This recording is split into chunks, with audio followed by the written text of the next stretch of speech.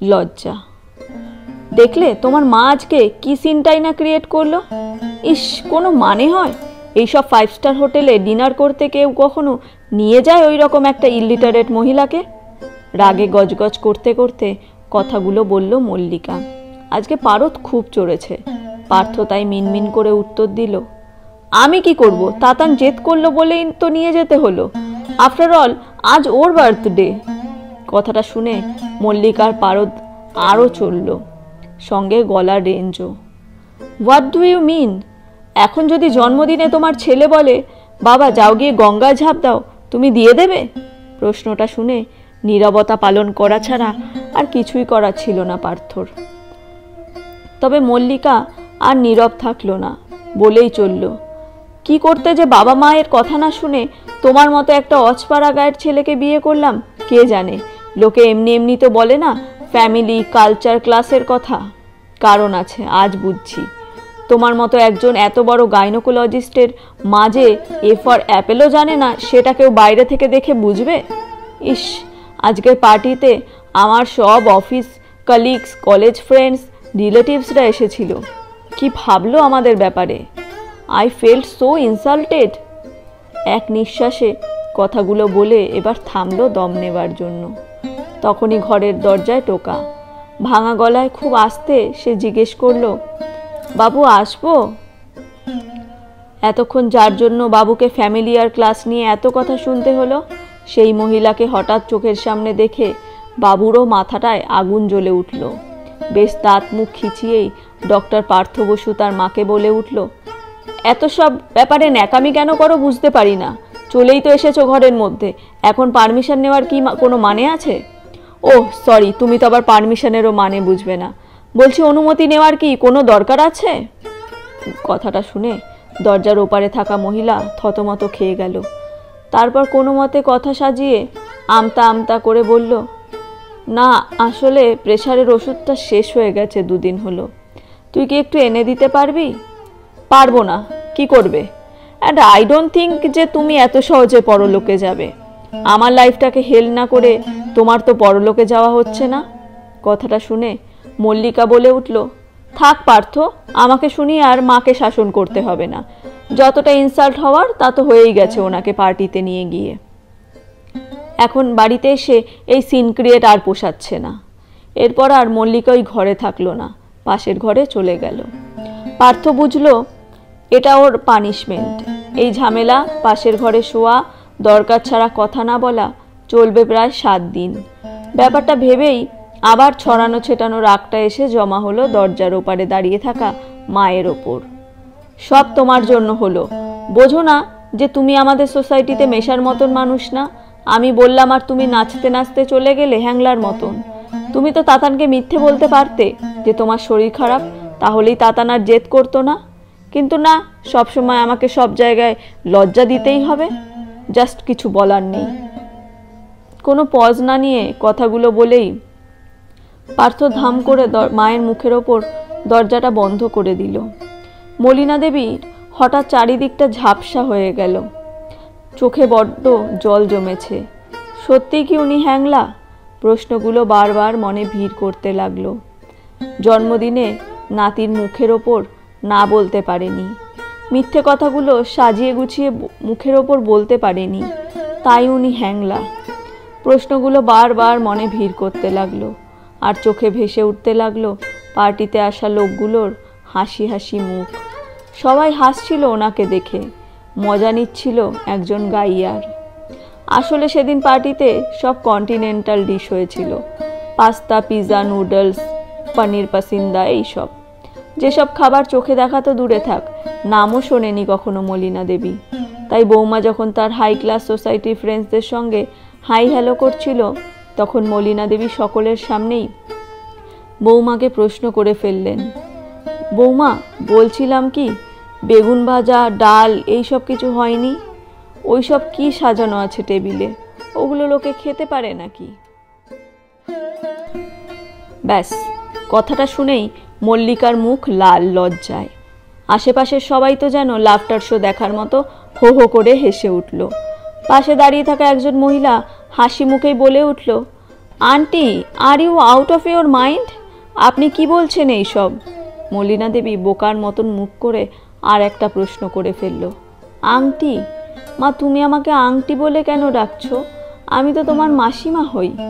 কথাটা শেষ হতেই মল্লিকা সবার সামনে চিৎকার করে উঠল, আপনি থামবেন মা? Just stop it please. কিন্তু ততক্ষণে যা হবার তা হয়ে গেছে। পুরো পার্টিতে তখন ইনভাইটেড গেস্টরা মুখ টিপে টিপে হেসে মজা লুটছে। মল্লিকার মাসি তো আবার ওকে সরাসরি বলেই ফেলল, leave it Mallika, we understand. তোর হাজব্যান্ড জুয়েল হলেও ফ্যামিলিটাকে ভালো চুজ করতে পারিসনি। মিনিমাম সেন্সও কাজ করে না ভদ্র মহিলার। একে নিয়ে এইসব জায়গায় আসাটা তোদের একদম উচিত হয়নি। সেই কথাটা যেন তীরের মতো বিঁধেছিল মল্লিকাকে। তার রেস চলেছিল 7 দিন। পার্থর সঙ্গে কথা বন্ধ, বাড়িতে রান্না বন্ধ, আর শাশুড়ি মাকে চোখের সামনে দেখলেই তেলে বেগুনে জ্বলে ওঠা। শেষের উপসর্গটা এই 7 দিন পার্থরও হয়েছে। মা এই কদিন যতবারই কথা বলতে এসেছে, পার্থ মুখ ঝামটা ছাড়া আর কিছুই ফিরিয়ে দিতে পারেনি। এই যেমন সেদিন বাড়ির কাজের লোক আসেনি। মল্লিকা রাগের ঠেলায় সকাল সকালই অফিস বেরিয়ে গেছে, লাঞ্চ করবে ক্যান্টিনে, কিন্তু পার্থ না খেয়ে বেরোবে না। তাই মলিনা দেবী নিজেই চলে গিয়েছিলেন রান্নাঘরে। পার্থ এঁচোড়ের ডালনা খেতে ভালোবাসে, তাই এঁচোড়ের ডালনা বানিয়ে পার্থর জন্য সাজিয়ে রেখেছিল ডাইনিং টেবিলে। পার্থ এলো, নির্বিকার মুখে খেলো, তারপর উঠে গেল হাত ধুতে। মলিনা দেবী কিছুই বুঝতে পারলেন না, তাহলে কি রান্নাটা খারাপ হয়েছে? নুন ঝাল সব ঠিক আছে তো? এই সব ভাবনার ভিড়েই আনমনে প্রশ্নটা করেই ফেলল, এঁচোড়ের ডালনাটা ঠিক ছিল রে? পার্থ কথাটা শুনে ভ্রু কুঁচকে বলল, মানে ভুল থাকবে কেন? না, আসলে তুই কিছু বললি না তো তাই। পার্থ তখন বেশ ঝাঁঝিয়ে উত্তর দিল, কাজগুলো করো কি নাম কেনার জন্য? কি ভাবলে এইসব রান্না করে খাওয়ালেই সেদিনের ইনসাল্টটা ভুলে যাব? তোমার জন্য আমার আর মল্লিকার সম্পর্কে এত সমস্যা। 7 দিন ধরে আমরা কথা বলছি না, সেই সব এই ইঁচড়ের ডালনা খেয়ে ভুলে যাব? মলিনা দেবী এরপর কি বলবে বুঝতে পারছিলেন না। সত্যি এরপর কিছু বলার থাকে না, শুধু চোখ দুটো আবার ঝাপসা হয়ে যাচ্ছে জলে। সেটা দেখে পার্থ গলার রেঞ্জটা আরও বাড়িয়ে বলল, মা প্লিজ এই মেলোড্রামাটা বন্ধ করো, এইসব ন্যাকামি আর সহ্য হচ্ছে না। না, মলিনা দেবী এই কথাটারও কোনো উত্তর দেননি, কারণ সামনে দাঁড়িয়ে যে এইসব কথাগুলো বলছে তাকে উনি চেনেন না। এই পার্থ অনেক অচেনা। ওনার নিজের ছেলে আজ অনেক দূরের লোক, যাকে দূর থেকে দেখা যায় কিন্তু সে ধরা ছোঁয়ার বাইরে। এইসবের পর 7 দিন কেটে গেছে। আজ 21শে ফেব্রুয়ারি, ভাষা দিবস। তাতানদের স্কুলে আজ প্রোগ্রাম আছে। বাংলা ভাষা আমাদের বাঙালিদের কাছে কতটা গুরুত্বপূর্ণ সেই বিষয়ে বক্তব্য রাখতে হবে। ছোট ছোট ছেলে মেয়েদের কাছে বাংলা ভাষা কি সেটা নিয়ে একটা আলোচনা হবে। আর কিছু স্টুডেন্টস স্পিচ দেবে মাতৃভাষা নিয়ে, তার মধ্যে তাতানো একজন। ক্লাসে ফার্স্ট হয় বলে স্কুল ওর নামটা আগে সিলেক্ট করেছে। এখন ওর ক্লাস 8, কিন্তু রেজাল্ট দেখে সবাই অনুমান করে ফেলেছে এই ছেলে বড় হয়ে বাবার মতো ডাক্তারই হবে। এই রকম নলেজ এই বয়সে অনেকের মধ্যেই দেখা যায় না। স্পিচটা শেষ করে স্টেজ থেকে নিচে নেমে খুব অদ্ভুত চোখে তাকিয়েছিল তাতান ওর মা বাবার দিকে। সেই দৃষ্টিতে একটা জমা রাগ ছিল, একটা খারাপ লাগা ছিল। সেই দিন তাতানের স্পিচ শুনে কেউ হাততালি দেয়নি, সবাই কেমন নিস্তব্ধ ছিল। আসলে বাস্তবের মুখোমুখি হয়েছিল হয়তো সবাই। আর সেই দিন হাজার চেষ্টা করেও পার্থ আর মল্লিকা নিজেদের চোখ দুটোকে ওপরে তুলতে পারেনি। বারবার লজ্জায় সেটা নেমে যাচ্ছিল। পার্থর ভেতরে একটা কষ্ট যেন হঠাৎ এসে জমা হলো। যেটা ওর ছেলে এই বয়সে বুঝলো, সেটা পার্থ বুঝতে পারল না। মাঝে মধ্যেই মায়ের মুখটা ভেসে আসছিল চোখের সামনে।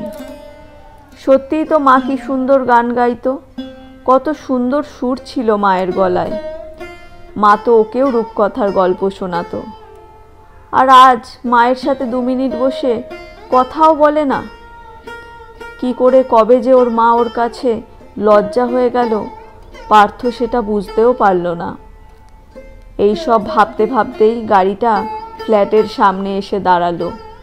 আজ পার্থর খুব তাড়া মায়ের সাথে দেখা করার, তাই ছুটে গিয়ে কয়েকবার কলিং বেল বাজালো। কাজের মাসি দরজাটা খুলতেই হুড়মুড়িয়ে পার্থ ঘরের ভেতর গেল। মাকে দেখতে না পেয়ে মালতীকে জিজ্ঞেস করলো, কিরে মা কোথায়? কোথায় আবার, নিজের ঘরে। পার্থ আর সময় নষ্ট না করে মায়ের ঘরের দরজা খুলল। আর হঠাৎ পাটা থমকে গেল। ঘরের মাটিতে মা পড়ে আছে, নিথর একটা শরীর, তবে মুখে একটা শান্তি, জীবন থেকে মুক্তি পাওয়ার শান্তি। পার্থ সেদিন মাকে অনেক ডেকেছিল, অনেকবার মায়ের শরীরটা ধরে ঝাঁকিয়েছিল, অনেক চেষ্টা করেছিল মায়ের সাথে কথা বলতে, কিন্তু সেদিন মা আর কোনো উত্তর দেয়নি, সারা জীবনের মতো চুপ করে গিয়েছিল। পার্থ মায়ের নিথর দেহটা বুকে জড়িয়ে ধরে বসেছিল অনেকক্ষণ। ও ভেবেছিল এইভাবে আগলে রাখে যদি মাকে ফিরিয়ে আনা যায় নিজের কাছে। কিন্তু পার্থ বুঝতে পারেনি সময় শেষ। কিছুক্ষণ বাদে যখন মল্লিকা ও তাতান ঘরের নিস্তব্ধতা ভেঙে ঘরে ঢুকলো, তখন ওর জ্ঞান ফিরল। মায়ের ঠান্ডা শরীরটা ওকে বুঝিয়ে দিল যে সব শেষ। 3 ঘন্টা পরে ডেথ সার্টিফিকেট হাতে পেয়ে পার্থর পাটা যেন টাল খেয়ে গেল, কারণ সেখানে লেখা ছিল স্ট্রোক অ্যাটাকের জন্য মৃত্যু। তাতানের জন্মদিনের দিন মা ঘরে এসেছিল প্রেসারের ওষুধের কথা বলতে, আর ও মুখের ওপর দরজাটা বন্ধ করে দিয়েছিল। তারপর তো ওষুধের কথা ভুলেই গিয়েছিল। তাহলে কি ওর জন্যই মা মারা গেল? আর একটা অধ্যায় নিঃশব্দে শেষ হয়ে গেল। ভালো লেগে থাকলে একটি লাইক করবেন, চ্যানেলটি সাবস্ক্রাইব করবেন। ধন্যবাদ।